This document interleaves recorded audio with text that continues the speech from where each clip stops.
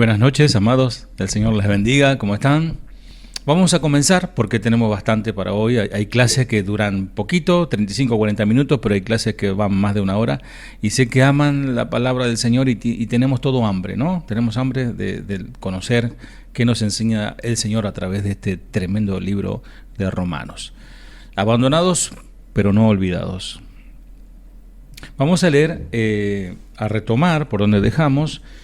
Estamos todavía, hoy finalizamos el capítulo 1, el capítulo 1 de nuestro libro de Romanos, a los Romanos, y vamos a ingresar al versículo 24, tomamos versículo 24 al 32. Y lo leemos. Dice, por lo cual también Dios los entregó a la inmundicia en las concupiscencias de sus corazones, de modo que deshonraron entre sí sus propios cuerpos, ya que cambiaron la verdad de Dios por la mentira, honrando y dando culto a las criaturas antes que al Creador, el cual es bendito por los siglos de los siglos. Amén. Por esto Dios los entregó a pasiones vergonzosas, pues aún sus mujeres, cambiando el uso natural por el que es contra naturaleza, y de igual modo también los hombres, dejando el uso natural de la mujer, se encendieron en su lascivia unos con otros, cometiendo hechos vergonzosos hombres con hombres, y recibiendo en sí mismo la retribución debida a su extravío.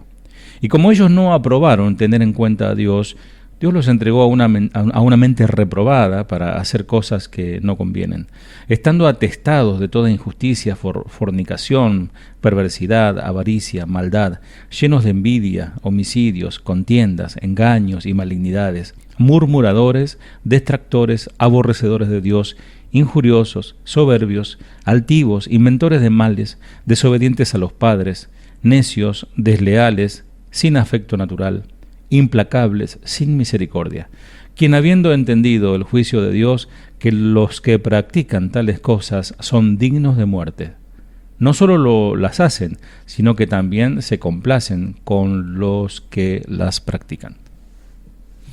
Tremendo. La Nueva Traducción Viviente, para que nos quede bien selladito, bien grabado a fuego en nuestro corazón, en nuestra mente, la palabra del Señor, lo vamos a leer en nuestra versión actualizada, Nueva Traducción Viviente. Entonces Dios, dice, los abandonó. Dios los abandonó para que hicieran cosas vergonzosas que deseaban en su corazón. Como resultado, usaron sus cuerpos para hacerse cosas viles y degradantes entre sí. Cambiaron la verdad acerca de Dios por una mentira y así rindieron culto y sirvieron a las cosas que Dios creó, pero no al Creador mismo, quien es digno de eterna alabanza. Amén. Por esa razón, Dios los abandonó a sus pasiones vergonzosas. Aún las mujeres se rebelaron contra la forma natural de tener relaciones sexuales y, en cambio, dieron rienda suelta al sexo unas con otras. Los hombres, por su parte, en lugar de tener relaciones sexuales normales con la mujer, ardieron en pasiones unos con otros. Los hombres hicieron cosas vergonzosas con otros hombres y como consecuencia de este pecado sufrieron dentro de sí el castigo que merecían.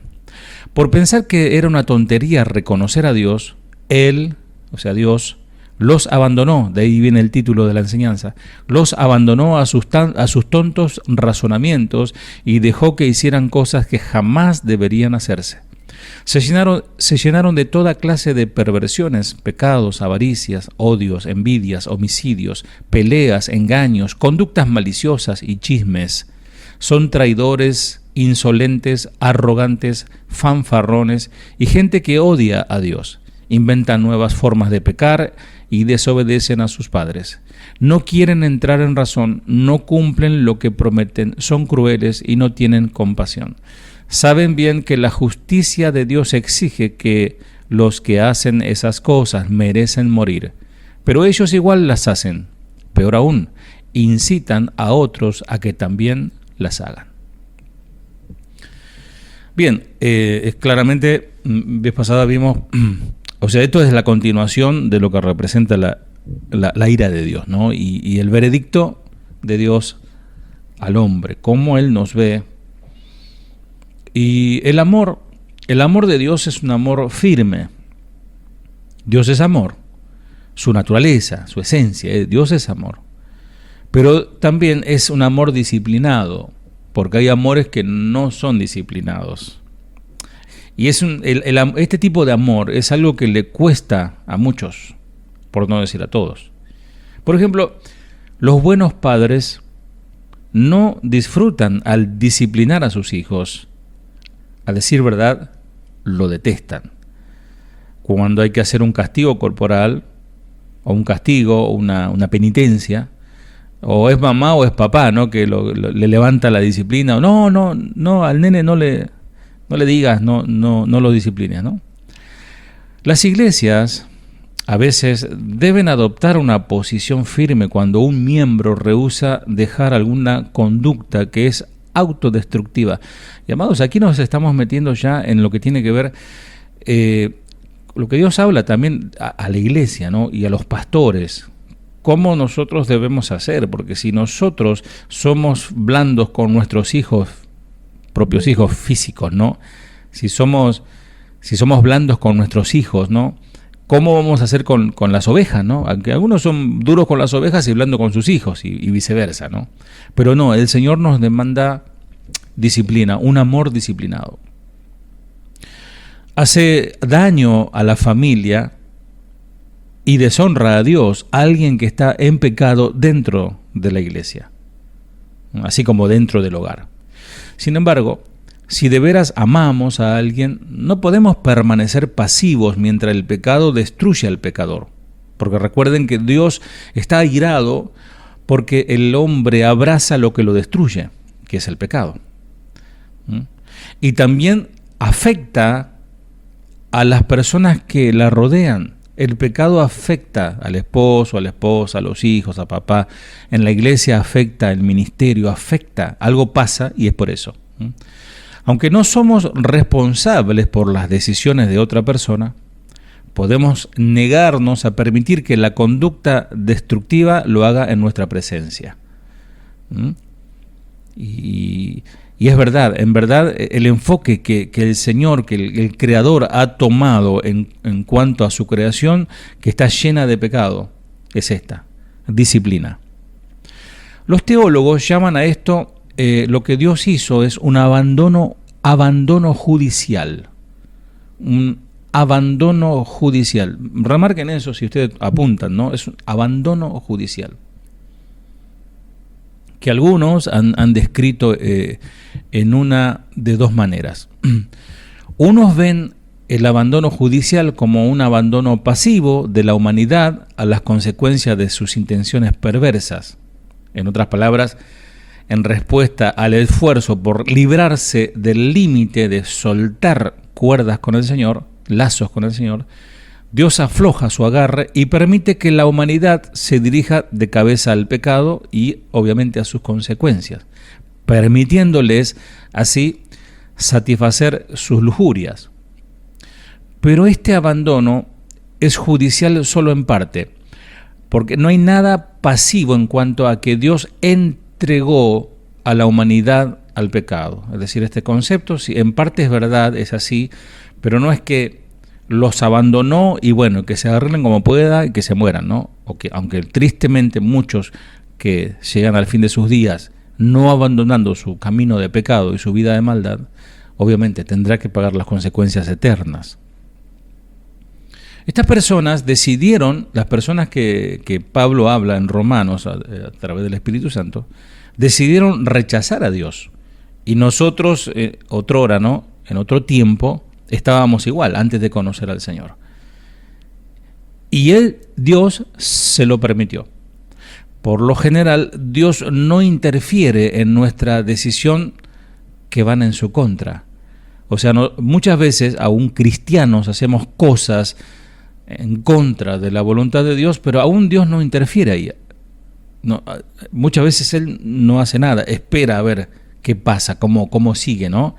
Pero Él nos permite declarar nuestra aparente independencia de Él, como Dios allá, yo acá.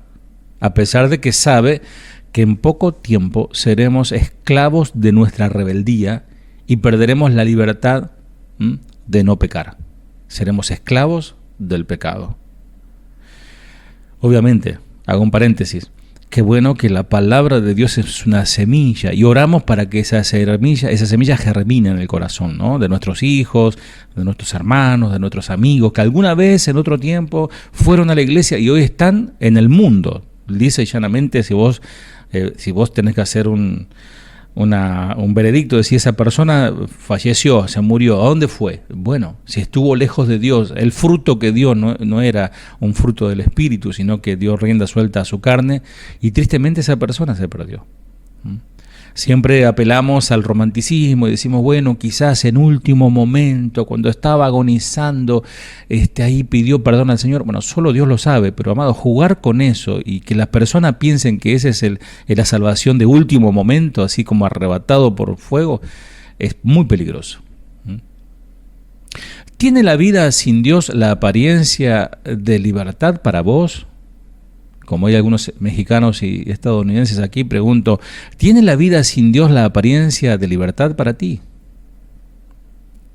Estúdialo bien. No hay peor esclavitud, amado, amada, no hay peor esclavitud que el pecado. Y como hoy hablábamos con mi esposa, ¿no?, de una situación y decíamos, es que sabe lo que hace, no es que no sabe, se hace como que no sabe, pero sabe lo que está haciendo. Y Dios sabe que Él sabe. La conciencia nos acusa, sabemos, más cuando, amados, ya con 5 lecciones de este seminario ya sabemos demasiado, ¿eh? Y si hacemos a pesar de, bueno, doble varazo va a venir, ¿eh? Porque el Señor al que ama, disciplina y castiga, ¿no? Vamos a ver del versículo 24 al 25, lo repasamos, dice, por lo cual también Dios los entregó a la inmundicia en las concupiscencia, palabra difícil que no la usamos todos los días, de sus corazones, de modo que deshonran entre sí sus propios cuerpos, deshonraron entre sí sus propios cuerpos. 25, ya que cambiaron la verdad de Dios por la mentira, honrando y dando culto a las criaturas, ya que cambiaron la verdad de Dios por la mentira, honrando y dando culto a las criaturas antes que al Creador, el cual es bendito por los siglos. Amén. Para describir esta decisión de amor firme, de un amor que ama pero disciplina, Pablo elige el mismo verbo griego que se usó en los evangelios para describir la odisea que Jesús atravesó. Por ejemplo, Judas lo entregó al Sanedrín. Esa palabra entregó es la misma que está usando Pablo aquí, ¿no? Que Dios los entregó, los abandonó. Los entregó al Sanedrín. Eso está en Marcos 14, eso está en Marcos 14, 10. El Sanedrín lo entregó a Pilato, ¿no? El Sanedrín entregó a Jesús, lo entrega a Pilato. Es el mismo vocablo que aparece en Romanos 24-25. Eso está en Marcos 15-1. Pilato lo entrega a los soldados, a sus enemigos sedientos de sangre, que ahí lo castigan con el flagrum. Esto está en Marcos 15:1. En Lucas 23:35. Y por último, Jesús entregó, el mismo vocablo, ¿no?, griego, entregó su espíritu y murió físicamente. Juan 19:30. Entregar denota una decisión activa, no pasiva. Es entregar. Y no es un descuido, no es se me perdió, viste que a veces se te perdió, ¿no? Se asemeja al texto, tengo contra ti que has perdido, ¿no? Pero implica eso que has abandonado, que has dejado, que has entregado tu primer amor. Según lo que dice Romanos 24-25, denota una decisión activa y Dios entrega a los seres humanos a su lujuria, no por frustración ni resignación, sino con un propósito efectivo. Todo lo que Dios hace tiene un propósito perfecto. Por eso dice, a los que aman a Dios, dice Romanos 8:28, si no me equivoco, a los que aman a Dios todas las cosas, o sea, perfectamente, digamos, con un propósito perfecto de Dios, una matemática exacta, ayudan a bien a los que son obedientes, ¿no? A los que aman al Señor. Tal vez la ilustración más útil de este abandono judicial, que le llamamos así, la encontramos en el Antiguo Testamento. Cuando los israelitas deambularon por el desierto 40 años, como resultado, como disciplina de su incredulidad. Dios milagrosamente los sostuvo, le proveyó el pan del cielo, el maná, ahí en Números capítulo 11, versículos 7 al 9. Pero estaban comiendo, pero ellos suspiraban, dices, comían, pero ¿vieron cuando uno murmura, no? Está comiendo, ¿no? Parece el perro patán, ¿no? Está masticando bronca. Ellos suspiraban por la comida de sus antiguos amos egipcios y se quejaban. Dice, ¿quién nos diera carne? Mientras saboreaban el maná, en Números 11:4. Y el Señor, ¿qué hizo? Respondió. Por eso debemos tener cuidado cuando nosotros insistimos en pedir algo que Dios no quiere darnos. Porque si insistimos, el Señor nos abandona ese deseo y lo vamos a obtener, pero puede ser trágico el resultado. Dice Números capítulo 11, 19 al 20, en la versión Nueva Traducción Viviente, ellos se quejaban porque querían comida, querían ajos, etcétera, cebolla, ¿no? Dice, y no será solo un día, ni 2, ni 5, ni 10, ni aún 20, la comerán durante un mes entero hasta que les produzca náuseas y estén hartos de tanta carne, pues han rechazado al Señor que está aquí entre ustedes y han lloriqueado diciendo, ¿por qué dejamos Egipto? Esa es una forma de entrega, Dios lo entrega a su deseo. Por eso, amados, debemos someternos a la voluntad de Dios, porque si nosotros insistimos con nuestra voluntad o con nuestras concupiscencias, puede ser que Dios diga, bueno, ¿querés esto? Agarra eso. ¿Me desechás a mí? Como se acuerdan el pueblo de Israel, ¿no? Desechaban el gobierno, ¿no? Teocrático a través del juez, a través del profeta, ¿no? Y piden un rey, queremos rey, ¿no? De manera similar, Dios le dice a la humanidad, en efecto, el pecado por el que suspiran lo tendrán hasta que les salga por las narices y se vuelva aborrecible para ustedes. Como para ilustrar el resbaloso descenso al pecado, ¿no? Un pecado lleva a otro, un pecado lleva a otro. Pablo usó la frase Dios los entregó 3 veces al describir implicaciones cada vez más graves, o sea, iban en descenso o en espiral. Y observen el pecado específico en cada ejemplo, y como un pecado conlleva, te va llevando a otro pecado. No, es un trencito, acá le decimos chorizo, ¿no? Viene uno, trae el otro. O cometes un pecado, trae otro. Tenés que tapar eso con otra cosa, y así. Dios los entregó a los malos deseos de sus corazones. No es que el diablo, no es que Satanás, no es que los demonios, no. Del corazón propio sale, amados. 1:24. El término griego que se traduce malos deseos de sus corazones se usaba primordialmente en sentido religioso para describir la calidad que convertía algo o a alguien en inservible para el servicio. Por ejemplo, algo que se echó a perder. Dejaste el guiso ahí 3 días arriba de la heladera, te olvidaste de bajarlo, ponerlo adentro, y ese guisado no sirve, o lo vas a comer, ni para el perro le vas a dar, pobrecito. No va. Da a entender eso. Es algo que hoy usaríamos la palabra contaminado, o algo que está infectado. Así ve Dios al hombre que rechaza su voluntad, que lo rechaza a él y se entrega a su pecado. Es alguien inservible, un instrumento que ha quedado contaminado, ya no está esterilizado, o sea, no le sirve al cirujano. Ustedes saben que en medicina aún las herramientas, los elementos, ¿no?, que se utilizan para para curar y etcétera, están esterilizados.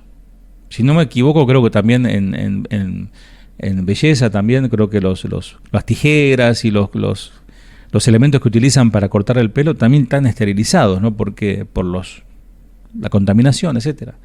Entonces, cuando se echó a perder, cuando le entraron todos los microbios, no sirve para usarlo. Así ve Dios al hombre que ha sido entregado en su pecado. Por consiguiente, ¿qué hace uno con eso? Lo desecha. Y el propósito de Dios, al entregar a la persona a la inmundicia, escuchá, el propósito de Dios al entregar a las personas a su inmundicia, el propósito es redentor, porque Dios es amor. No es el propósito, no quiero la muerte del que muere, no me gozo en el que muere, no me alegro por el que va al infierno. Mi propósito es el amor hasta último momento. Dice que Dios no es que tarda su promesa porque es demorón, no, sino que demora porque para que alguno más proceda al arrepentimiento.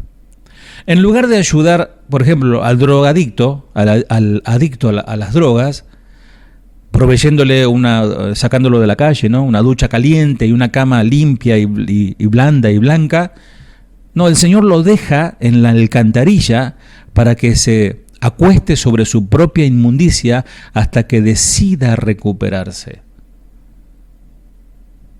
Siempre recuerdo, me quedó muy grabado una enseñanza del pastor Chuy Olivares, y me quedó muy, muy grabada esa enseñanza, que para venir a Cristo, amado, y me recuerdo que él decía, el que no quiere, no quiere. O sea, nosotros, hoy hablaba con una persona que viene o no viene a la iglesia. Bueno, uno quiere que venga y quiere involucrarlo, pero no hay interés. Vienen cada tanto, cuando tienen ganas. Entonces digo, pero ¿por qué insistirle, no, si Dios no les insiste? Dios no obliga a nadie. Entonces lo que contaba el pastor Chuy, el caso de aquel saqueo, el recaudador de impuestos, ¿no? Que él se subió al árbol, hizo toda una situación. Él era un hombre de una posición económica cómoda, tenía un statu quo, estaba con la crema, ¿no? Él estaba bien, pero él decidió, a ver, ¿dónde está Jesús? Yo escuché sobre Jesús y quiero conocer a Jesús. Y ya en su corazón había una transformación. Entonces, cuando Saqueo decidió hacer eso es porque él estaba harto de su vida. Él estaba harto, su conciencia lo acusaba de que él robaba. Y cuántas cosas más que haría. Entonces, amados, el Señor lo deja al drogadicto en la alcantarilla que se duerma sobre su inmundicia. Él tiene que estar harto de esa vida. Y cuando se le presenta el Evangelio y decir rápidamente, sí, quiero eso, quiero a Cristo, necesito al Salvador. No le es posible cumplir su propósito como ser humano mientras no quiera el ser humano dejar la inmundicia, dejar su adicción y su perversión. Por más granja que vaya, por más apartado y alcohólicos anónimos y que se vaya al Everett allá solito, ahí arriba se va a encontrar con el problema que es el mismo. Los idólatras se contaminan adorando a los seres creados antes que al Creador. Dios abomina la idolatría. Los tiempos y culturas han cambiado, obviamente, pero no el corazón del hombre. No pocos se arrodillan ante una figura tallada de madera o de piedra. Otros, sin embargo, se inclinan al Dios de las riquezas, al Dios de la seguridad. Dan importancia a cualquier otra cosa menos a Dios. El problema no es adorar, porque el ser humano adora. Lo que no quiere es adorar al verdadero Dios, porque adorar al verdadero Dios implica una renuncia, un tomar una cruz, un negarse a sí mismo y seguirle.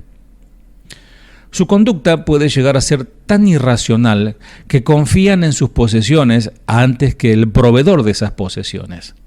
Se postran ante empleos, se postran ante relaciones personales, o yo conozco a gente importante, yo tengo contacto con con aquel, o porque tienen cargos importantes, aún eclesiásticos, ni hablar de eso, o porque tiene una buena cuenta bancaria, o tiene sus ahorros, tiene su colchoncito abajo, tiene otro colchón de dólares. Entonces está tranquilo. Le conté el caso de esa mujer que se enfermó y estuvo internada un tiempo y la hija dice, voy a hacer limpieza en la casa y ese colchón que está muy sucio y lo prendió fuego el colchón y estaba lleno de dólares adentro. Toda su vida guardó los dólares. ¿Ve? Ahí se fue todo.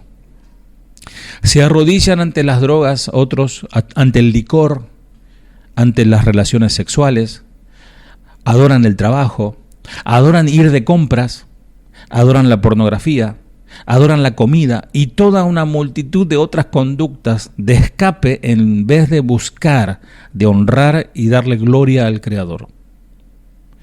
Diariamente cambian la verdad por una mentira y en el proceso se vuelven inmundos. Versículo 26 al 27. Por eso Dios los entregó a pasiones vergonzosas, pues aún sus mujeres cambiaron el uso natural por el que es en contra naturaleza. Y de igual modo también los hombres, dejando el uso natural de la mujer, se encendieron en sus lascivias unos con otros, cometiendo hechos vergonzosos, hombres con hombres, y recibiendo en sí mismo la retribución debida a su extravío. Dios los entregó a pasiones vergonzosas, o sea, las pasiones vergonzosas estaban en sus corazones. Bueno, Dios los entrega, y ahí se desatan como un caballo desbocado. Había un freno, Dios lo estaba ahí, ¿no?, frenando, pero como insistían, lo soltó. Pablo escribió esta carta desde Corinto, una ciudad que se levanta a la sombra del templo de Afrodita. Afrodita, ni más ni menos la diosa del amor, la belleza y el placer sexual. Su templo denominaba la región desde la cumbre de los Acrocorinto, que es una meseta, unos 300 metros de altura, desde donde las sacerdotisas prostitutas del templo seducían a adoradores de los puntos más distantes del Imperio Romano. Tan infame era la reputación de la ciudad de Corinto que el escritor griego Aristófanes acuñó la palabra corintizar como sinónimo de práctica inmoral sin extremo. A estas mujeres hospitalarias las valoraban en alto grado como sacerdotisas y eran invitadas de honor en los festivales públicos. Este terrible doble estándar llevado a extremo en Corinto meramente refleja la actitud general de los griegos y los romanos que tenían con respecto al sexo, libertinaje. Ambas culturas valoraban la virtud en alto grado, o sea, eran bastante doble moral, ¿no? Sin embargo, se hacían los ciegos al adulterio abiertamente y también consentían en la homosexualidad. En la cultura griega se esperaba que un varón de alcurnia, de linaje noble, tuviera un enredo amoroso con alguien del mismo sexo mucho más joven. O, para decirlo con menos delicadeza, los griegos y romanos en su, entre comillas, ¿no?, sabiduría, no solo consentían la pedofilia, sino que la consideraban parte necesaria de la educación. La lujuria, lo hemos visto en estos tiempos, en las enseñanzas, es una emoción intensa de lo que ellos buscaban, esa impureza, y se describe como algo degradante, algo vergonzoso. De la misma manera, cuando nuestros dirigentes, nuestros gobernadores, los que están en autoridad, manchan cargos honorables haciendo algo repulsivo, aquellos hombres y mujeres contaminaban la dignidad de la humanidad con sus lujurias. Podemos decir hoy, con claridad, que la humanidad toda está indigna a causa de los pecados de los hombres. Todo el planeta Tierra está indigno a causa de la inmoralidad de los hombres. Excepto la Iglesia, en lo ideal, ¿no?, en lo que Dios quiere, que una iglesia, un pueblo santo, un real sacerdocio, pueblo escogido por Dios. ¿Será que cubrimos el estándar? ¿Será que estamos a la medida, a la altura, al nivel de lo que Dios quiere? Dios creó el cuerpo humano con la capacidad de disfrutar intenso placer sexual dentro del contexto de un pacto vitalicio, o sea, para toda la vida, entre un hombre y una mujer. Y aclaro, un hombre y una mujer.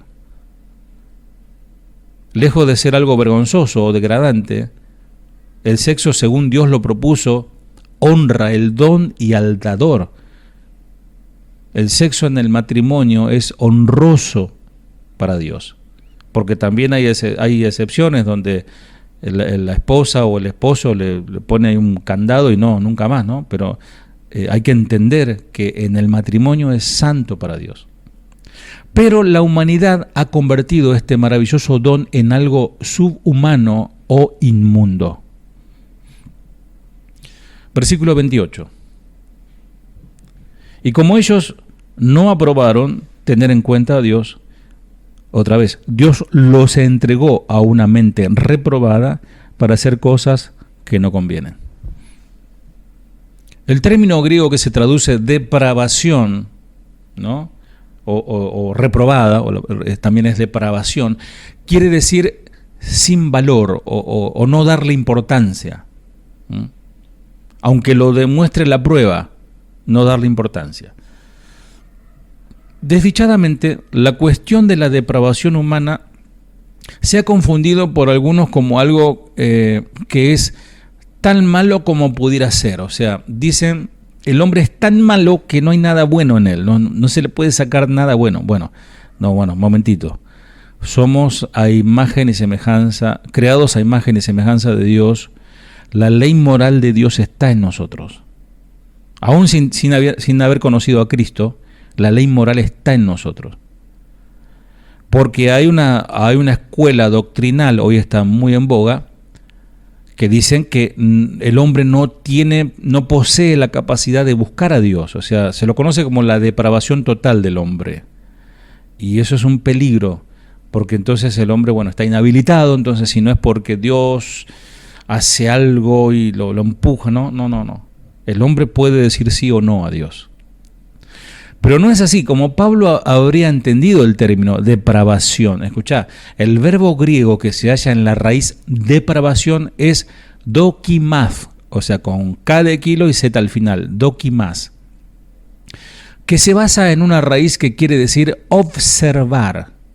O sea, nada que ver por lo que uno piensa, ¿no? Mente depravada, ¿no? Observar, o sea, algo que se observa. También es algo que se prueba. Probar que es digno o genuino por observación o prueba. O sea, analizar, discernir. Pablo eligió este verbo para describir cómo la humanidad rechaza a Dios, pero no porque ya es ciego, está muerto, es depravado. No. Lo traduce como estimaron que no valía la pena tomar en cuenta a Dios, dice la nueva traducción, la NBI, nueva versión internacional. Estimaron que no valía la pena tomar en cuenta a Dios. O sea, sí lo vieron, sí vieron a la naturaleza, la creación, sí escucharon hablar de Él, pero no. De hecho, cuando Pablo les hablaba, decía, a ver qué este palabrero, a ver qué dice, ¿no? Y sabía, miren, cuando Pablo les hablaba, el Espíritu Santo los sacudía en su espíritu. Era tremendo, amado. Pero ellos decidían que no. La humanidad, en cierta manera, puso a Dios a prueba, dokimás, depravación, lo juzgaron y decidieron no reconocerlo. O sea, que no es una ignorancia ciega, no, lo rechazaron. Si bien no lo conocían en profundidad a Dios, pero sí, Dios se le presenta. En respuesta, también, como devolución, Dios puso a la humanidad a prueba, entregándola a su propia lujuria, demostrando que eran adoquimos, es decir, indignos y falsos. Esto me viene a la memoria en escatología, cuando se estudia por qué Satanás es soltado, ¿no? Primero es encadenado 1000 años, después de 1000 años se lo suelta al tipo, ¿no? Y sale a hacer desastre. Bueno, una explicación teológica es que se ve la justicia de Dios, la naturaleza de Satanás, aunque estuvo 1000 años de disciplina y ahí, ¿no? Agarrado, sujetado, sale y salió peor que antes, o sea, no cambia. Y ante a la majestad de Dios y ante toda la humanidad y ante toda la hueste de seres celestiales, se prueba que Dios es justo y que Satanás no va a cambiar. Entonces, el que no quiere cambiar no va a cambiar. Por más que, como yo decía la vez pasada a la iglesia en Banfield, ¿no? Por más que venga a predicar, por más que baje un ángel y predique, ¿no? Porque hemos tenido el privilegio de tener tremendos hombres de Dios en nuestro púlpito, ¿no? Desde el pastor Chuy y otros tantos más. Pero el que es rebelde sigue siendo rebelde igual. Se saca la foto, todo con el pastor, pero sigue siendo rebelde. No cambia nada, porque está en su corazón. ¿Pueden darse cuenta de la ironía? En un intento de poner a Dios a prueba, la humanidad demostró ser indigna. Cuando se les permitió expresar su pleno potencial, demostraron ser lo opuesto a Dios, que es la definición misma de bueno. O sea, lo opuesto a bueno es malo. El Señor los entregó a sus deseos internos y el resultado de la prueba habla por sí mismo. En su carácter, los seres humanos se han llenado de toda clase de maldad, perversidad, avaricia y depravación. Están repletos de envidias, homicidios, disensiones, engaños y malicias. Por sus obras demostraron que son también chismosos, como usted sabe, ¿no? Calumniadores, enemigos de Dios, insolentes, soberbios, arrogantes, se ingenian maldades, o sea, son ingeniosos ávidos para el mal, como dice también el Señor. Se rebelan contra sus padres. ¿Cómo va la relación con nuestros padres, ¿no? Acá está mi papá presente, así que lo saludo de paso. Son insensatos, son desleales, son insensibles, despiadados. Y el resultado de esa prueba mutua es que la humanidad rechazó a Dios. Lo rechazaron como creador, lo rechazaron en su carácter, como el estándar máximo del bien. Rechazaron su autoridad para determinar el bien y el mal. Rechazaron su derecho judicial a exigirles cuentas. No quieren rendir cuentas a nadie. En consecuencia, se han separado en absoluto de Dios. Y en respuesta, Dios ha formalizado la división con un amor firme. E insisto aquí, remarco con verde, resalto, un amor firme, un amor que tiene disciplina. No es un amor así, amorete, ¿no? No es un romanticismo, no, Dios es justo. Un decreto de misericordia severa desde el cielo que lo llamamos abandono judicial. Reprobados o depravados. No quiere decir ser tan malos como pudiera ser, sino estar tan mal como pudieras estar. El Creador y su criatura están en lados opuestos de un abismo infinitamente profundo, infinitamente ancho. ¿Saben cómo se llama? Pecado.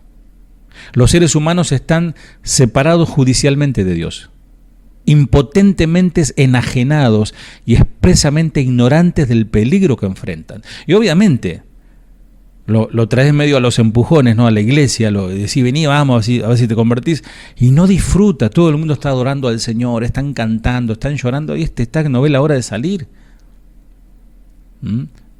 Porque no ha decidido en su corazón abandonar su camino y volverse a Dios. Vamos por el final, 29 al 32. Estando atestados de toda injusticia, fornicación, perversidad, avaricia, maldad, llenos de envidia, homicidios, contiendas, engaños y malignidades, murmuradores, detractores, aborrecedores de Dios, injuriosos, soberbios, altivos, inventores de males, desobedientes a los padres, necios, desleales, sin afecto natural, implacables, sin misericordia, quienes habiendo entendido el juicio de Dios, que los que practican tales cosas son dignos de muerte, no solo las hacen, sino que también se complacen con los que las practican. En tanto, el término depravación tiene que ver sobre todo con la posición de la humanidad, es decir, la separación judicial de Dios lleva consigo gravísimas implicaciones respecto a la cualidad de la naturaleza humana, o sea, un desastre, una destrucción y una degradación, ¿no? Habiendo sido entregados a la depravación, o sea, ¿quieres eso? Bueno, pues vete por ese camino.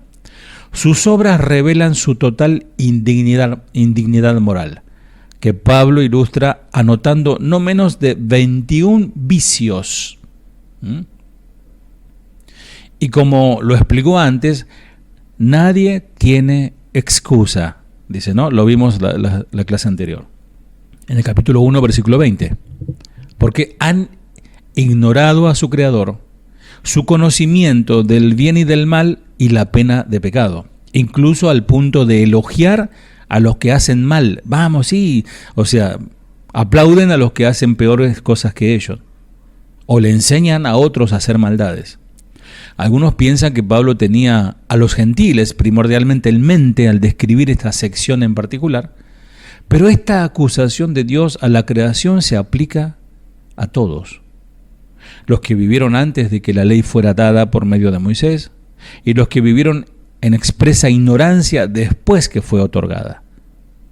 Esta acusación no dejó a Dios otra alternativa que separarse de la humanidad, porque recordemos que Él es santo, santo, santo.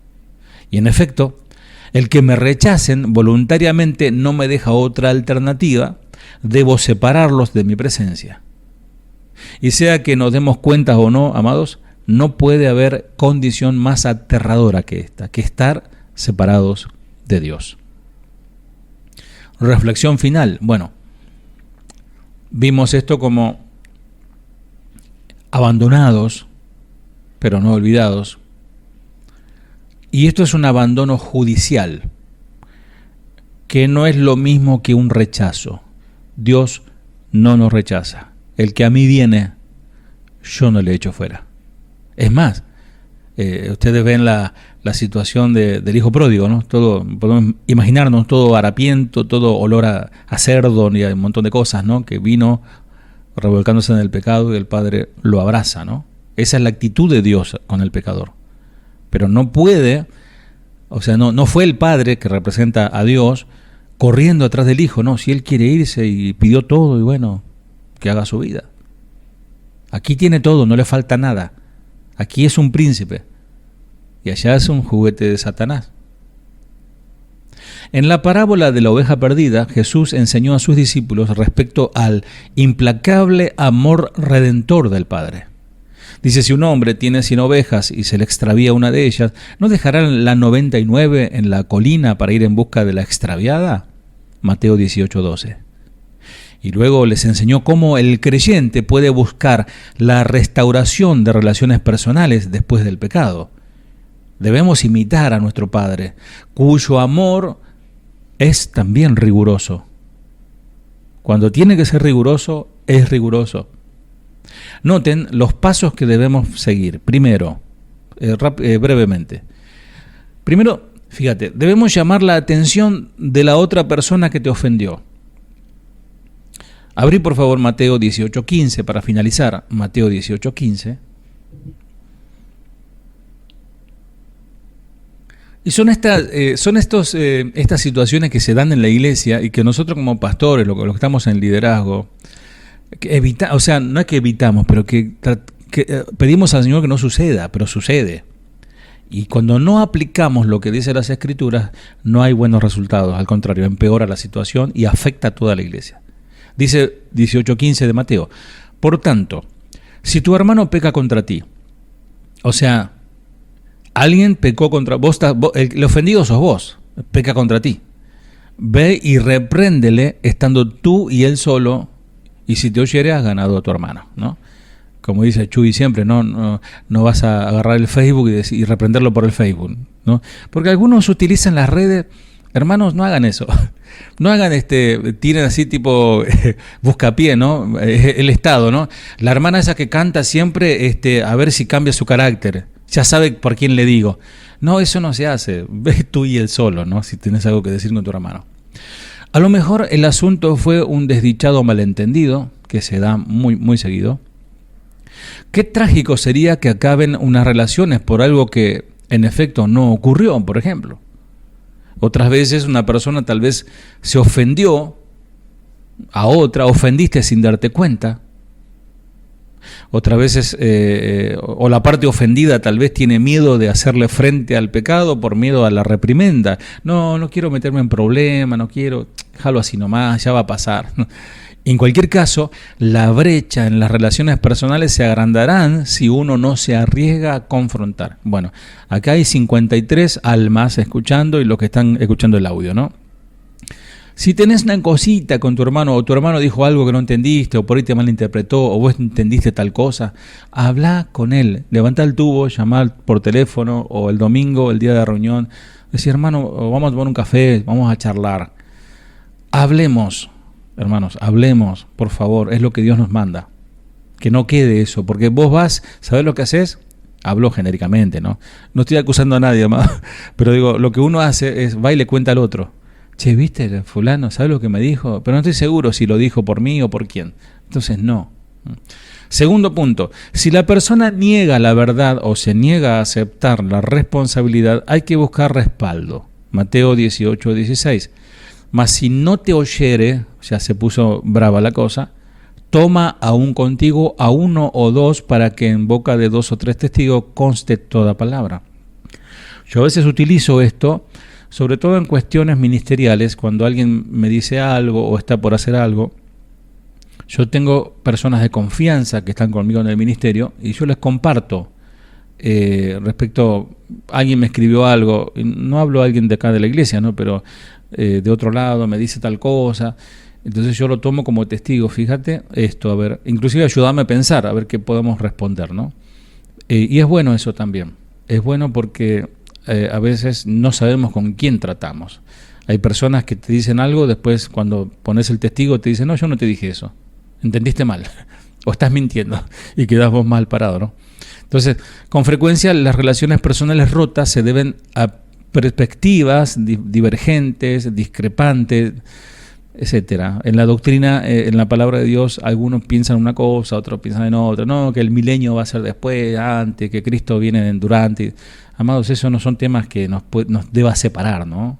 Sino son temas fundamentales, a los cuales sí, los fundamentales son innegociables. Lo que dice la palabra de Dios respecto a tal cosa fundamental es así, ahí no hay discusión.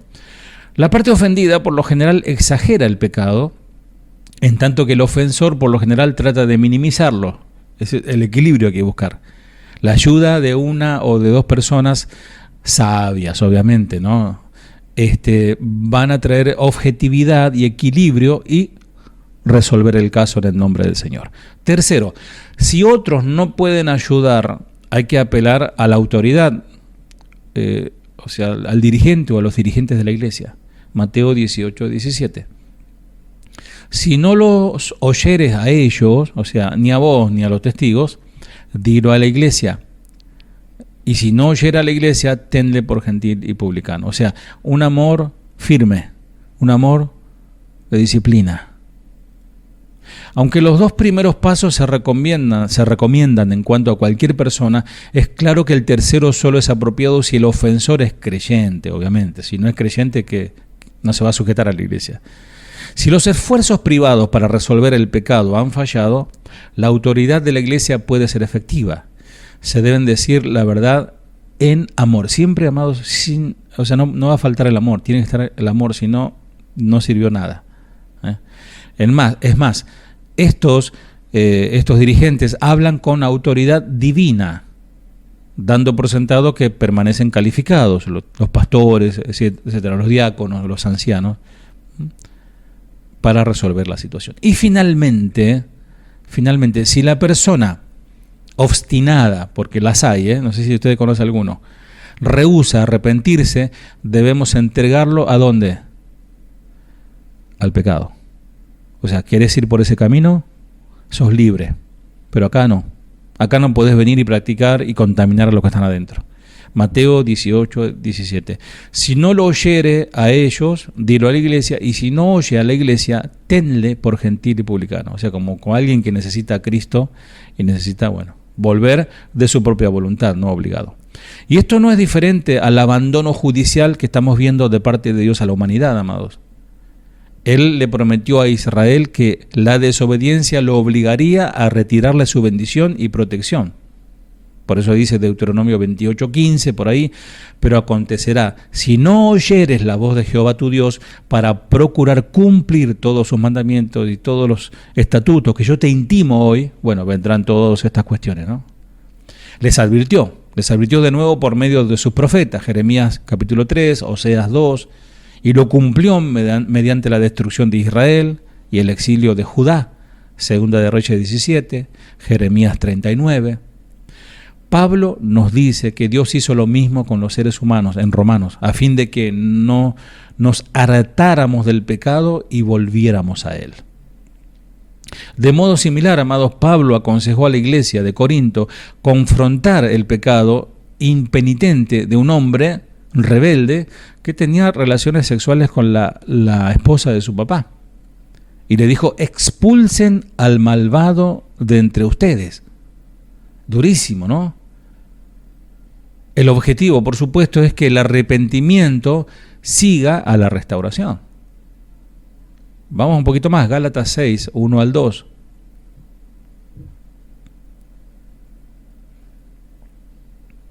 Me queda solamente un par de renglones y termina. Gálatas 6, 1 al 2. Hermanos, si alguno fuere sorprendido en alguna falta, vosotros que sois espirituales, restaurarle con espíritu de mansedumbre, considerándote a ti mismo, no seas que tú también seas tentado. Sobrellevad los unos las cargas de los otros y cumplid así la ley de Cristo. O sea, amar a Dios y amar al prójimo, ¿no? El Señor nos prescribió esta medida final, no la hizo porque Dios es cruel. Su abandono judicial es solo un medio de amor riguroso para redimir a alguien e impedirle su autodestrucción. Entreguen a este hombre, y este texto es tremendo, ¿no?, a Satanás para destrucción de su naturaleza pecaminosa, a fin de que su alma sea salvo en el día del Señor. Eso está en 1 Corintios 5:5. Dice, el tal sea entregado a Satanás para destrucción de la carne, a fin de que el espíritu sea salvo en el día del Señor Jesús. Para finalizar, haré un breve análisis de este último texto. ¿Cómo pueden ellos entregarlos a Satanás? Y es terrible, ¿no? Porque ¿qué pastor diría, ahora te entrego a Satanás, ¿no? Al ponerlo fuera de la iglesia, en el mundo, en el mundo está el dominio de Satanás, el príncipe de este mundo es Satanás. Amados, ¿quién es el rey de este mundo, el Dios de este mundo? Satanás, no es Dios. Dios es el rey, que si querés es la cabeza de la iglesia. Cristo es la cabeza de la iglesia. O sea, no tiene jurisdicción Satanás sobre la iglesia. Por eso es tan importante la iglesia, amados. Algunos no lo entienden. O sea, esto es para el que está dentro de la iglesia, porque algunos solo son como satélites, son como visitantes, aparecen cuando quieren. A eso no se le puede considerar iglesia y ya están bajo el dominio de Satanás, tristemente. El castigo es el remover la protección espiritual y la comodidad social, no una imposición del mal, entiéndase. Dios con frecuencia nos protege de los ataques de Satanás, aun cuando nunca sabemos, no nos damos cuenta de esos ataques. Por eso Satanás mismo le dice, yo les asusto a los hermanos, le digo, abran, vamos a leer palabra de Satanás. ¿Cómo? Sí, está ahí en Job 1:10, dice, ¿no le has cercado alrededor a él y a su casa y a todo lo que tiene? Al trabajo de sus manos ha bendecido, por lo tanto sus bienes han aumentado sobre la tierra, le recrimina Satanás a Dios. O sea, hay una protección, yo le llamo un domo, una rueda de fuego protegiendo a los hijos de Dios. Es más, el Señor le dice a Simón, Lucas 22, Satanás me ha pedido para darles a ustedes una buena zarandeada, como a trigo. Pero no te preocupes, yo he rogado por ti para que no te falte fe cuando Satanás te agarre. Tremendo, ¿no? O sea que hay una protección, amados. Cuando Satanás nos zarandea, porque Satanás no puede zarandear, es porque Dios lo está permitiendo. Y porque disciplina, pues ya veremos, ¿no? Cuestiones que tenemos que resolver con Dios. La palabra sea entregado a Satanás para destrucción de la carne, y finalizo. Eran usadas para justificar la terrible tortura durante la Inquisición, pero esto no es para nada de lo que Pablo está hablando, ¿no? Porque esto lo usaban para torturar a los no cristianos. Pablo estaba hablando de un trato de Dios. La meta de la disciplina es clara: la salvación, no la destrucción. La salvación de su alma, de su espíritu. Aunque la conducta de este hombre era claramente pecaminosa, necesitaba corrección severa, porque no entendía por las buenas. Escuchaba el mensaje y hacía como que era para otro, ¿no? Eso es terrible, ¿no? Que Dios está hablando, es para esa persona, pero esa persona hace como el Matrix, ¿no? Se esquiva las balas y se le da al otro. Y no recibe lo que Dios le está hablando. Toda la disciplina en la iglesia debe ser llevada a cabo con la actitud, y esto para los pastores especialmente, ¿no?, de restauración, nunca de destrucción, no de condenación. Si bien el que está en disciplina tiene un trato especial, está ahí, como aquel que se chocó en la moto y le tienen que poner en tablillar la pierna, enyesar, etcétera, no puede subir a la moto por un tiempo largo, quédate quietito ahí, con un trato especial. Así el disciplinado, ¿no? Si alguno no obedece a lo que decimos, dice Pablo, por medio de esta carta, a este señaladlo y no os juntéis con él, para que se avergüence, mas no lo tengáis por enemigo, sino amonestadle como hermano. Segunda de Tesalonicenses 3, 14 al 15. Bueno, en fin, amados, algunos dicen, no, qué dura esta iglesia, disciplina, y van, por eso buscan iglesias donde no hay disciplina y todo es un libre albedrío peligroso, ¿no? Así que, bueno, amados, hasta aquí. Si el Señor no dice otra cosa, continuaremos con nuestro estudio Carta a los Romanos. Que el Señor te bendiga. Fiel es Dios, que no nos dejará ser tentados más de lo que podamos soportar. Fiel es Dios, que no nos dejará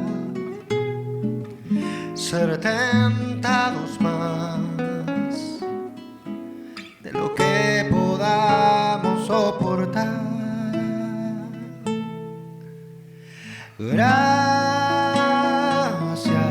fue solo por tu gracia que me sustentó y me abrazó en mi dolor.